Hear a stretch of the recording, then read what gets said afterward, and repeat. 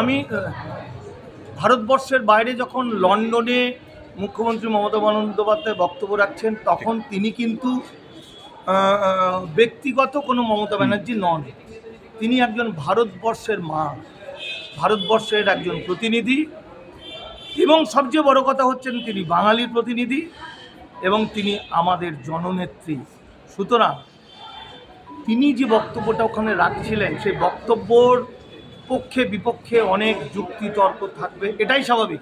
কিন্তু যেভাবে ভারত মাতাকে অপমান করলো, যেভাবে ভারতবর্ষের একজন কন্যাকে অপমান করলো, যেভাবে মমতা ব্যানার্জিকে অপমান করলো, এটা আমি অ্যাজ এ রাইটার, গবেষক এবং মানুষ হিসাবে মেনে নিতে পারি না, প্রথম কথা। দ্বিতীয় কথা হচ্ছে যে যেহেতু আমার সিটিজেনশিপটা গবেষণার সাবজেক্ট, সেই জন্য আমি 1950 সাল থেকে পড়াশোনা করে এবং লিখে গবেষণায় বুঝতে পেরে গেছি এরা কারা।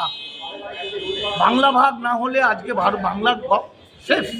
5 কোটি মানুষ ইললিগাল মাইগ্রেন্ট হয়ে যাচ্ছে, 10 লাখ টাকা এক একজনের ফাইন, 7 বছর করে জেল। এখন গতকালকে বিল পাস হলো, 52 সালের পরে যারা পাসপোর্ট ভিসা যারা এসছে কারা করিয়েছে?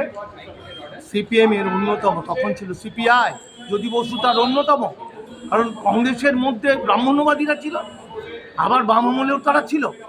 এই শয়তান মানুষগুলো এরাই কিন্তু গোটা পৃথিবীতে বাংলার দুর্নাম করেছে। আরজি কর নিয়ে লাগাতার মিথ্যা কথা। দেখুন, পৃথিবীতে দুটো বাংলা, একটা বাংলার বাঙালিরা একদম রাষ্ট্রের গুলির সামনে দাঁড়িয়ে বলছে আমার সোনার বাংলা 1,500 প্রাণ দিয়ে দিল।